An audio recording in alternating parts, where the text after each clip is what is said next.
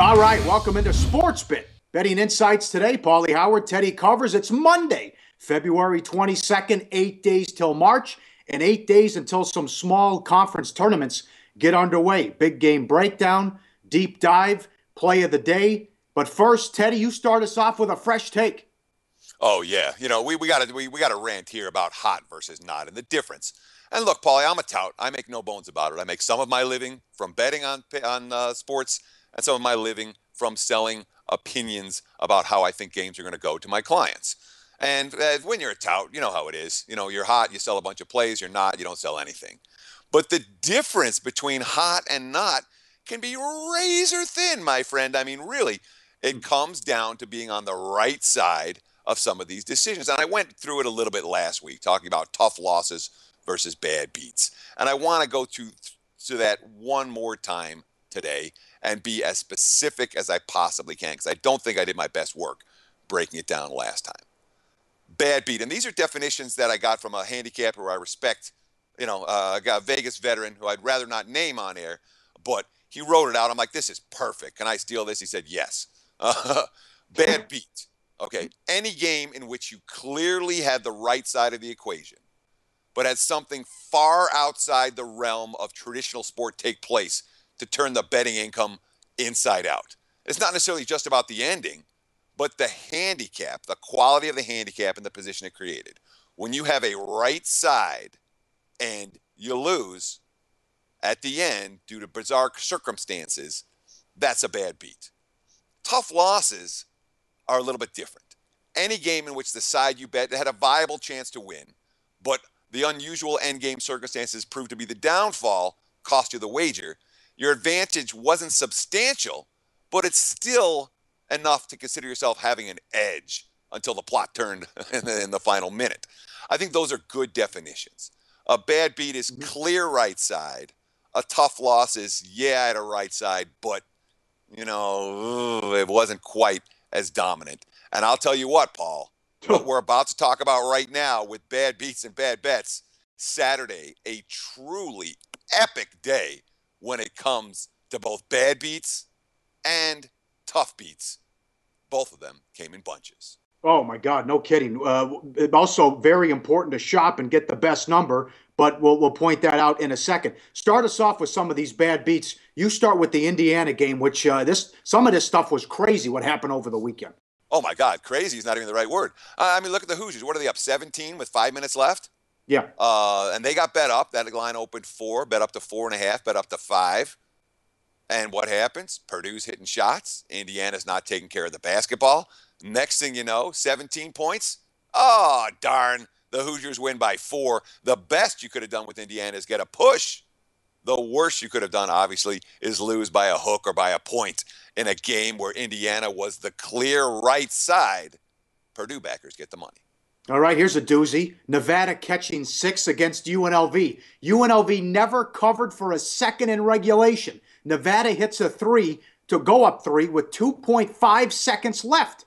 You're thinking the best case UNLV can do in that situation is maybe a half-court heave. But they give them plenty of room. It's a runner from 3. Count it. And they go to overtime and they run them out and win by double digits. UNLV lane 6. Brutal. Brutal if you had Nevada in that one. Yeah, I had Nevada in my pocket in that one. Thanks for reminding me. I've had so many of this. It's brutal, Paul. We've been doing this show every day for 6 days. Not that long. And I feel like every single day we've done the show, I'm like, yeah, I had that in my pocket. Yeah, I had that in my pocket. Oh, I had that for my clients. You know, and certainly we talk about the next one. Oregon. Look at Oregon. All right. They're up 51-28 at half, laying 12. You know, they're just dominating in revenge mode against a weaker foe at home. They're up 90-66 at the 4-minute timeout. There's 3:50 left. 90-66. Final score, 91-81. Oregon State gets the money, and you know what it was? The long three-pointer. Ding. Oops. Ducks backers get slapped around. Yep. You had this one too. So did I. I know I did. Golden State up 115-99 with 1:39 left. The backups are in. The Warriors don't score the rest of the game. There was a sequence where it went Clippers 3, turnover, lay it in, turnover, three-pointer. They win 115 to 112. Okay, we're going to put the starters back in up 3. Warriors laying 3.5 or 4. Curry is going to get fouled. Wait a second, the Clippers still have a foul to give. Then they turn it over, and the Clippers have a shot to tie it and send it to overtime. Can't cover the 3.5 and 4 when you're up by 16 with 140 left. That was horrific as well. Yeah, bad. That's easily the bad beat of the year in the NBA. I mean, and again, Curry gets fouled. Oh, they have a foul to give. That's right. Oh, then they go, all right, let's pass it in one more time. Oh, another turnover. And then if you have Golden State, you're rooting for them to make the 3 in the game to go into overtime. That's right. And Prigioni, right. I mean, those 2 threes from Prigioni, were they about 40 feet out? I mean, they were ridiculous. That's 2 steps in from half court, draining it. That was brutal. But it wasn't just the bad beats. Look at the line choppers. I mean, an epic day for line choppers on Saturday. Games that fall within a point of the closing number. You have South Carolina, Florida, Duke, Louisville, a game that we previewed, Butler, Villanova, and of course, another. And this isn't a bad beat.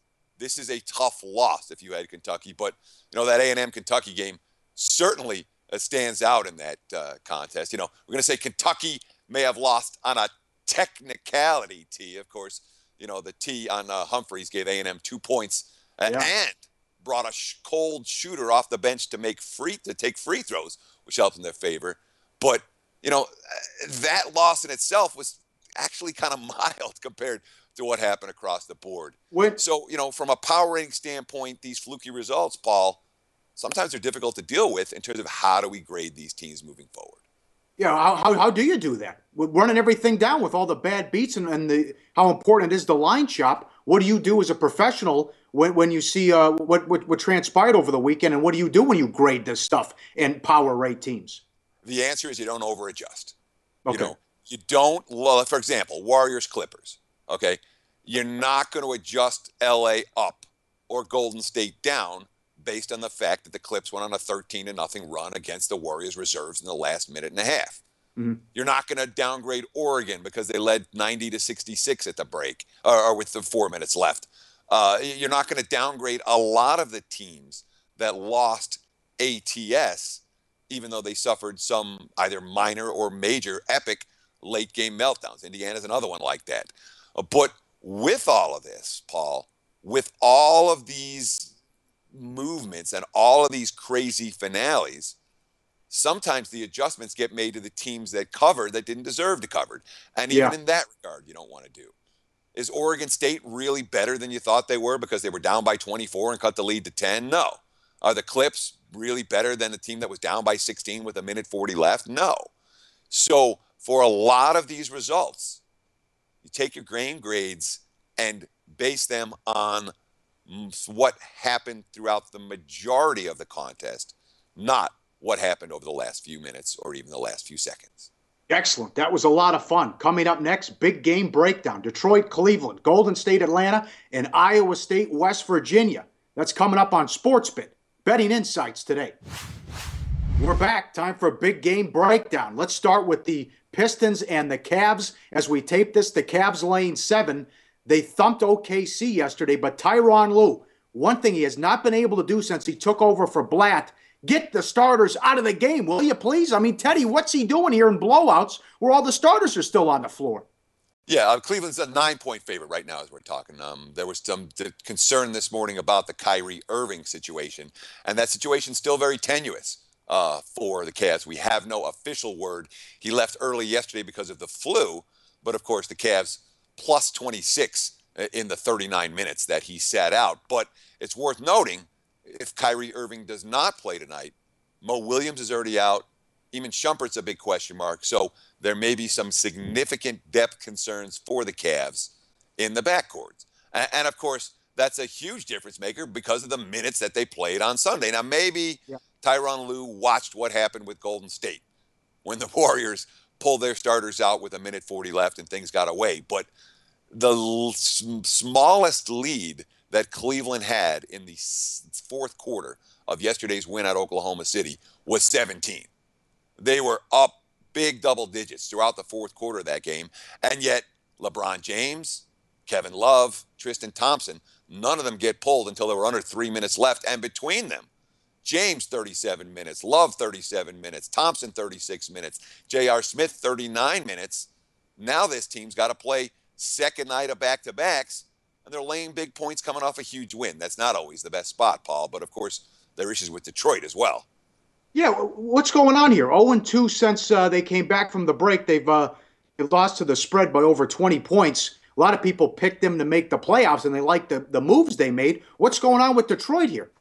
I mean, right now, there are two main issues. One, they're not playing a whole lot of defense. And obviously, we saw that yesterday with Anthony Davis having the single best scoring game for any person in the NBA all year, hanging 59 points on the Pistons. Stan Van Gundy took the blame after the game. He said, I should have made adjustments. I'm the idiot. It's not my team.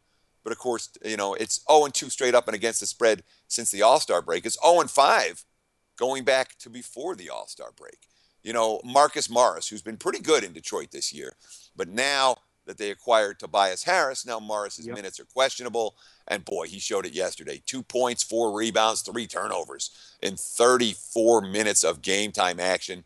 He was not good against the Pelicans. And you wonder if Detroit at some point, maybe some point like tonight, is going to put Tobias Harris in the starting lineup over Morris. Anthony Tolliver for the Pistons, the shorthanded Pistons right now, not likely to play after suffering a knee injury yesterday for Detroit.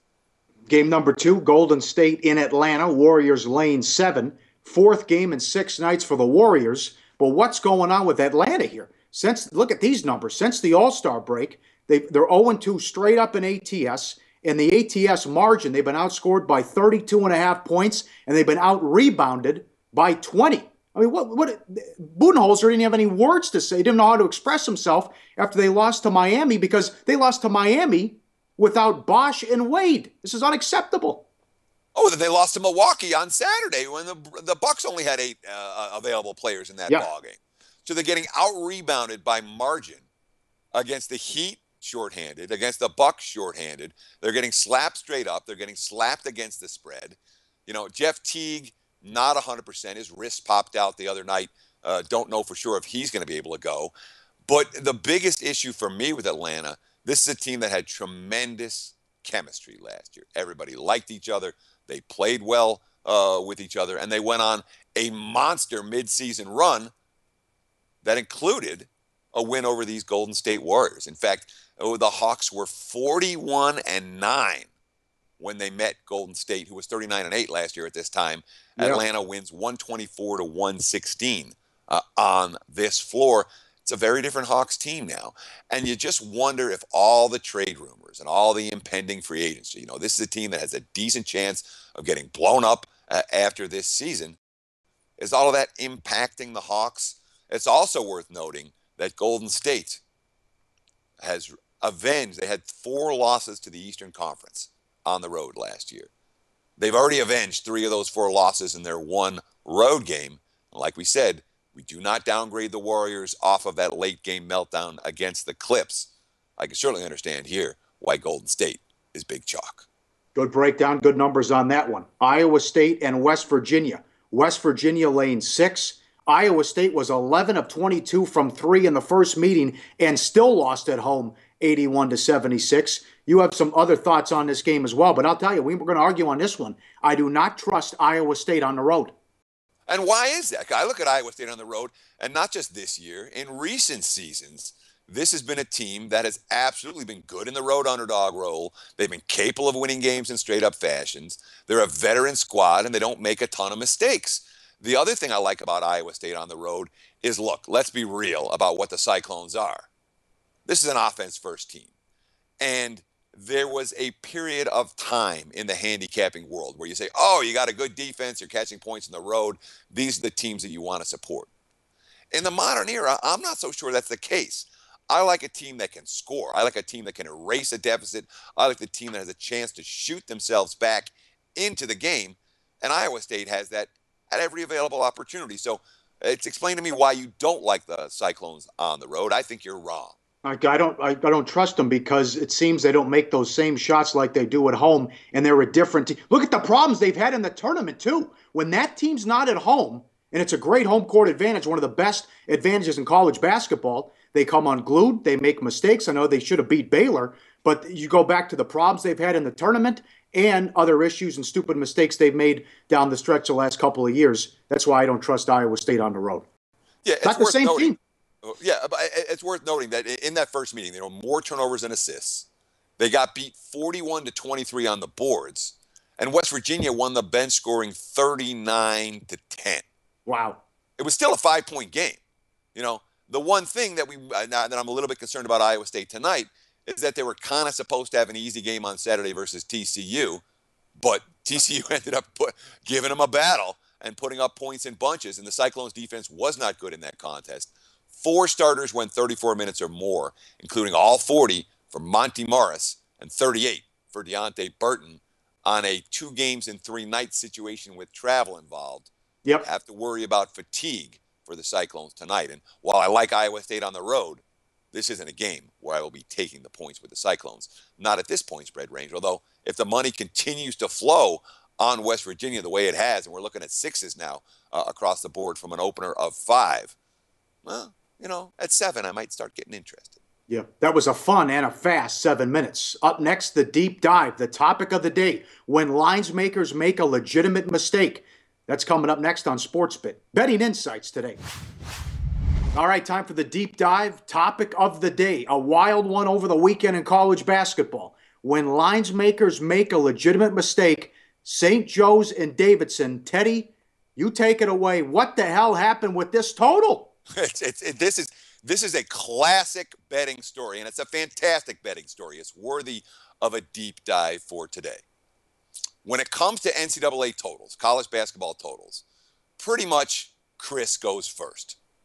Bookmaker, Chris, whatever you want to call them, they tend to be the very first ones to put their numbers up in the markets. And for Davidson St. Joe's on Saturday, they hung a 141 on that ball game, which was ironically, and we'll get back to this, the same total hung on the game above it in the betting rotation order. That got hung at 7:26 a.m. Pacific. And pretty much what happens when Chris hangs a total, the entire world copies their number. They don't think about it. Oh, this is the Chris number. Now we're open for betting action. Pure copy. No actual lines making involved. The one group that's actually making a line, Chris, posted the number. So here's 141. It hangs on the board at 7:26 a.m. So 5 minutes later, Penny hangs. They're 141.5. Look at this chart. This is insane. 141.5, 143.5 5 minutes later, 144.5, 148.5 in a matter of 20 minutes. Oh, that's not high enough. 149.5, 150.5. Let's get it up to 151. 152, 153. How about a 156.5, 157.5? By 8:39 a.m. in less than an hour, we're talking about, or just over an hour, this total's at $1.60. And the worldwide market does the exact same thing. So what happened? It might well have been, and of course you're not going to get a quote from anybody on a situation like this. What you're going to get is to try to guesstimate what happened. What happened? It looks to me like a simple transfixion error. Somebody was punching in the numbers, and boom, they punched in the number for the game that was right above it instead of this game. And everybody copied it. So all the other sports books are getting clocked because they put up a bad number. And of course, that game was wild. What it finished with 190-something points. The over 99. Was 99, 90. Yep. So let's say I liked it over and I got it maybe the 144 range, something like that. And then it just goes crazy and I have a 15, 16 point middle. What do I do? How much do I buy back? What do I do in that situation? In general, I'm only going to go for a middling opportunity when I like the opposite side of what I already had. If I like the over at $1.41, all right, and I'm like, well, at $1.60, maybe I don't like the over so much. But the raw numbers, of course, when you talk to the guys who make raw numbers for totals, everyone's numbers were 156, 151, 158. Nobody's raw numbers were at 141. And, if my raw number is 158 and I get a chance to bet under 160 on a game I have over 141 and a half in, I probably don't do it. Generally, the thought process is not, let's go for the middling opportunity. The thought process is wager A a good wager? Yes, let's hold it. Is wager B a good wager? Not so sure. Let's just hold wager A. Does that make sense, Paul? Yeah, yeah. What in football and basketball? What's a big move? What makes you say, "Wow, what's going on in this game?" Because I agree with what you said. That apparently what happened here when you look at what someone entered a wrong number. But what gets your attention, football or basketball? That it doesn't have to be sharp money either. Professional No, money. that's the whole thing. People think every line move is, oh my God, the wise guys are pounding this. And you oftentimes see a line move that is a setup, and the money's going to come back the other way later in the week or later in the day. So, when you're trying to gauge where's the market moving, these are never easy decisions, Paul. But when you say what's a big move, well, in football, it's easy. Anything that goes over a key number. 6.5 to 7.5 is a big move. 2.5 to 3.5 is a big move. Those are the type of moves that attract your attention because they didn't just go to the key number, they moved through the key number. That tells you that there's a ton of action when that happens. And it's all right, let's take another look at this game if we haven't come up with a strong opinion already. When it comes to basketball, it's really going to vary. When you talk about a college total, it's not unusual at all for a college total to move 3, 4, 5 points. It happens every day. If you go up and down the card, so it's not unusual. A 19-point move is unusual. It's very unusual, Yeah. But in terms of a point or two, you don't panic, but you do take another look at a game after a 2 or 3 point move. You say, all right, I didn't like him at +5. What about a +7? Is that something that's going to interest me a little bit more? Sometimes it helps you, sometimes it hurts you, but it does warrant a second look. All right, that's a fascinating discussion. All right. Money time. Time for the play of the day. What do you have today, Teddy? Well, let's go to the NBA. It's a game we previewed earlier, and let's take a look at the SportsBit play of the day for Monday, February 22nd. That's going to be the Golden State Warriors minus the 7 at Atlanta. They'll be high-fiving at the end of this one. And again, we talked about the end game for what happened with Golden State against the Clips the other night. I think that's a benefit for Golden State in this game. I don't see Kerr emptying the bench early this time around, and I do expect better intensity in the last 2 minutes of what could well be a blowout win. We talked about Atlanta, their struggles rebounding, their struggles with chemistry, their struggles with the point guard position with Teague at or less than 100% at this moment. All of these factors with Golden State beginning a tough scheduling stretch, 4 games and 6 nights on this road trip. It's their last tough road trip of the season. Yep. I think they get it done tonight. Let's lay the 7 with the Warriors. The SportsBit play of the day. Well done. We'll talk to you tomorrow on SportsBit Betting Insights today.